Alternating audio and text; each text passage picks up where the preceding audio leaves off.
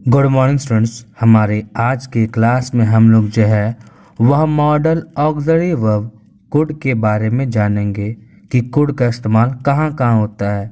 इस बात को ध्यान रखना कि कुड जो है वह कैन का पास्ट फॉर्म है।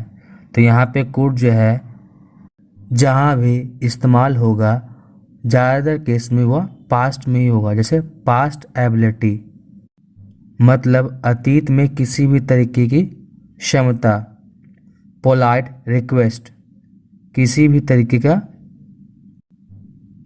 विनम्र निवेदन, डिस अप्रूवल किसी भी चीज़ के लिए मना करना, पॉसिबिलिटी पास्ट की पॉसिबिलिटी अतीत में होने वाली संभावना, permission in a polite manner विनम्र भाव से किसी भी चीज़ की इजाज़त लेना, सजेशंस सलाह और कंडीशनल सेंटेंसेस में हमारा जो है वह कुड का इस्तेमाल किया जाता है। सबसे पहले हम जो है वह कुड के बारे में जानेंगे कि उसका इस्तेमाल जो है वह पास्ट एबिलिटी मतलब भूतकाल में किसी भी तरह की क्षमता के बारे में बताने के लिए इस्तेमाल किया जाता है। जैसे When I was young, I could swim from here to there in the pond। जब मैं युवा था तो मैं जो है वह तालाब में इधर से उधर तैरता था। तो यहाँ पे कोई व्यक्ति अपनी पास्ट की एबिलिटी भूतपूर्व क्षमता के बारे में बता रहा है कि पहले वह कर सकता था लेकिन अब नहीं कर सकता। नेक्स्ट है When I was young, I could run for hours। जब मैं युवा था या फिर जब मैं छोटा था मैं घंटों दौड़ सकता था। I could run for 20 kilometre when I was young। जब मैं छोटा था तो मैं 20 किलोमीटर तक दौड़ सकता था। तो इन सब में हमें देखने को मिल रहा है कि यहाँ पे किसी व्यक्ति की पास्ट एबिलिटीज़ के बारे में बताया जा रहा है। यहाँ पे इस बात को ध्यान रखना है कि पास्ट एबिलिटी बताने वाले सेंटेंसेस में हमें यहाँ देखने को मिलेगा कि वहाँ पे एक फ्रेज़ मिलेगा जो कि पास्ट फॉर्म में होगा। जैसे कि आप यहाँ देख पा रहे हैं When I was young। तो यह क्या है? एक तरह का फ्रेज है जो कि पास्ट फॉर्म में है। एक और एग्जाम्पल लेते हैं। He could pass the examination. वह एग्जामिनेशन पास कर सकता था। इसे इस तरीके से भी हम लिख सकते हैं he was able to pass the examination. Next हमारा कुड का यूज़ होता है किसी भी तरीके का पोलाइट रिक्वेस्ट विनम्र निवेदन करने के लिए। मतलब अगर हम किसी व्यक्ति से रिक्वेस्ट करते हैं तो वहाँ पे आदर का भाव जो है अधिक होता है। जैसे could you please do me a favour मतलब क्या कृपया करके आप मेरी सहायता कर सकते हैं। तो यह बहुत ही पोलाइट मैनर में विनम्र निवेदन भाव में किया गया है, बहुत ही ज़्यादा रिक्वेस्ट के साथ किया गया है। वही अगर हम दूसरी ओर बोले can you do please do me a favour, can you please do me a favour, तो यहाँ पे रिक्वेस्ट तो शो हो रहा है लेकिन यहाँ पे पोलाइटनेस विनम्र भाव ज़्यादा आदर के साथ किसी भी तरह का रिक्वेस्ट नहीं किया जा रहा है। जैसे अगर हम किसी व्यक्ति से नॉर्मल रिक्वेस्ट करते हैं कि क्या आप मेरी सहायता कर सकते हैं, तो अगर हम जनरल वे में बोल रहे हैं तो उस पर डिपेंड करता है कि वह करना चाहता है कि नहीं। तो अगर हम जनरल वे में बोलते हैं तो वो सुनने वाले पर डिपेंड करता है कि वह करना चाहता है या नहीं। लेकिन अगर हम बोले कुछ ज़्यादा रिस्पेक्ट के साथ और साथ ही साथ पोलाइटनेस विनम्र भाव के साथ कि क्या कृपया करके आप मेरी सहायता करना चाहते हैं या फिर क्या आप मेरी सहायता कर सकते हैं, तो वहाँ पे वह व्यक्ति जो है वह ज़रूर सहायता करेगा। तो कैन में जो है अगर हम बात करें तो यहाँ पे सहायता कर भी सकता है और नहीं, लेकिन कुड में क्योंकि ज़्यादा पोलाइटनेस के साथ बोला जा रहा है इसलिए व्यक्ति सहायता कर देता है। नेक्स्ट एग्जांपल देखते हैं। Could you get me a glass of water? क्या आप मेरे लिए एक गिलास पानी लेके आ सकते हैं? तो यह जो है वह पोलाइट रिक्वेस्ट हुआ, विनम्र भाव से निवेदन किया गया है, रिक्वेस्ट किया गया है। वही दूसरी ओर अगर हम बोलते हैं can you get me a glass of water? क्या आप मेरे लिए पानी लेके आ सकते हो? तो यहाँ पे रिक्वेस्ट किया गया है, लेकिन यहाँ पे पोलाइटनेस विनम्र भाव नहीं है। नेक्स्ट हमारा कुड का यूज होता है टू शो डिसअप्रूवल, मतलब किसी भी चीज़ से आप सहमत नहीं हो, असहमति के लिए जो है वह कुड का इस्तेमाल किया जाता है। लेकिन यहाँ पे भी जो है वह पोलाइटनेस रहता है, जैसे how could you do this to me? आप मेरे साथ ऐसा कैसे कर सकते हो? तो यह जो है वह पोलाइट मैनर विनम्र भाव में बोला गया है। और यहाँ पे जो है देखा जाए तो व्यक्ति जो है वो ज़्यादा गुस्से में नहीं है। लेकिन अगर हम बोलते हैं how can you do this to me? तुम मेरे साथ ऐसा कैसे कर सकते हो? तो यहाँ पे जो है विनम्र भाव तो नहीं है, लेकिन व्यक्ति जो है वो कहीं ना कहीं गुस्सा है।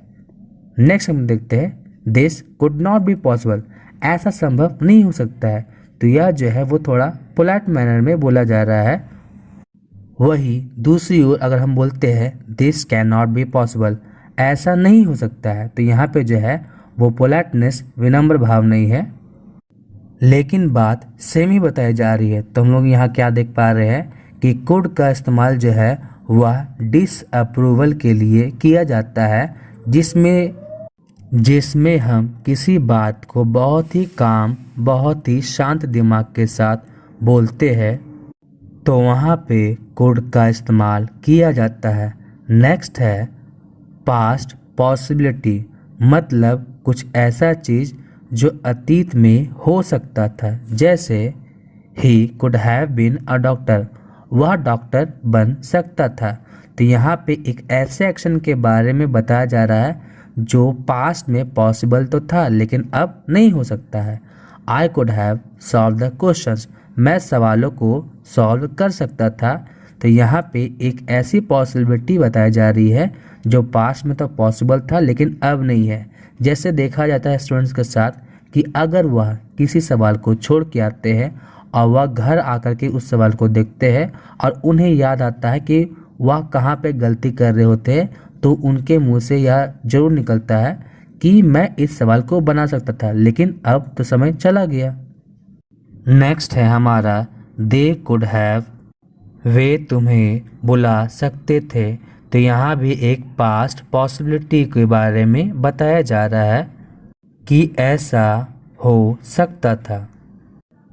तो अब इसी के अपोजिट जो है वह हम बोल सकते हैं कि पास्ट इम्पॉसिबिलिटी के लिए जो है हम लोग कुड का इस्तेमाल करते हैं। जैसे he could not have been a doctor, वह डॉक्टर बन ही नहीं सकता था। तो यहाँ पे एक ऐसे सिचुएशन के बारे में बताया जा रहा है जो पास्ट में पॉसिबल ही नहीं था। I could not have solve the questions, मैं सवालों को सॉल्व ही नहीं कर सकता था। तो मतलब यहाँ पे एक ऐसा सिचुएशन के बारे में बताया जा रहा है कि अगर कोई व्यक्ति के पास सवाल था तो वह ना पास्ट में सॉल्व कर सकता था और ना अभी सॉल्व कर सकता है। They could not have summoned you, उन्होंने तुम्हें नहीं बुलाया हुआ होता। तो हम क्या देख पा रहे हैं कि इन सारे के सारे सेंटेंसेस में पहला केस में जो है वह पास्ट पॉसिबिलिटी के बारे में बताया गया है, वह दूसरी ओर हमारे दूसरे सेंटेंस में पास्ट इम्पॉसिबिलिटी के बारे में बताया गया है। तो अगर हमारे पास्ट पॉसिबिलिटी के बारे में बताया जाता है तो उसका हम देख सकते हैं स्ट्रक्चर हो सकता है सब्जेक्ट, उसके बाद कुड, फिर उसके बाद हैव, फिर वर्ब 3, उसके बाद अदर वर्ड्स। वही दूसरी ओर पास्ट इम्पॉसिबिलिटी के लिए बताया जा सकता है subject plus could plus not plus have plus verb 3 plus other words. Could का इस्तेमाल जो है वह पोलाइट परमिशन के लिए, विनम्र इजाज़त देने के लिए या फिर मांगने के लिए किया जाता है। जैसे example, could I open the window, क्या मैं खिड़की को खोल सकता हूँ। तो यहाँ पे जो है वह पोलाइट परमिशन मांगा गया है किसी व्यक्ति से। वहीं दूसरी ओर अगर स्टेटमेंट कुछ ऐसा होता, can I open the window, क्या मैं दरवाज़ा खोल सकता हूँ या फिर खिड़की खोल सकता हूँ, तो यहाँ पे परमिशन तो मांगा जा रहा है, लेकिन यहाँ पे जो है वो पोलाइटनेस, विनम्रता या फिर विनम्र निवेदन नहीं किया गया है। वही अगर हम बोलते हैं could you pass me your book, तो यहाँ पे भी जो है वह परमिशन जो है वो पोलाइटनेस के साथ मांगा जा रहा है। वही दूसरी ओर can you pass me your book, क्या तुम अपनी किताब मुझे दे सकते हो, तो यहाँ पे जो है वह परमिशन या अगर हम बोले रिक्वेस्ट भी किया जा रहा है, तो यहाँ पे पोलाइटनेस नहीं है। नेक्स्ट हमारा कुड का यूज़ होता है सजेशन देने के लिए, सलाह देने के लिए। अब वो भी किस तरह का सजेशन, तो पोलाइट सजेशन। जैसे एग्जांपल से, you could call me when ever you want, तुम मुझे फ़ोन कर सकते हो जब कभी भी तुम चाहो। तो ये बहुत ही पोलाइट मैनर में बहुत ही आराम से किसी व्यक्ति को बोला जा रहा है।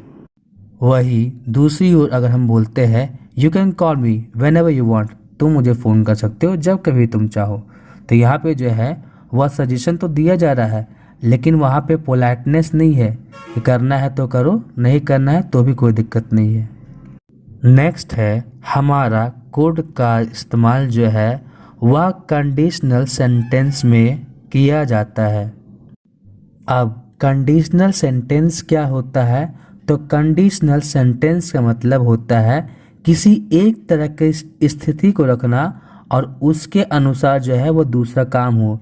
जैसे अगर मेरे पास पैसे होते तो मैं बंगला खरीदता, तो यहाँ पे क्या हो गया कि कोई दूसरा एक्शन जो है वह पहले एक्शन पे डिपेंडेंट है। अगर मेरे पास पैसे होते फर्स्ट एक्शन तो मैं बंगला खरीदता, सेकेंड एक्शन, तो सेकेंड एक्शन जो है वह फर्स्ट एक्शन पे डिपेंडेंट है।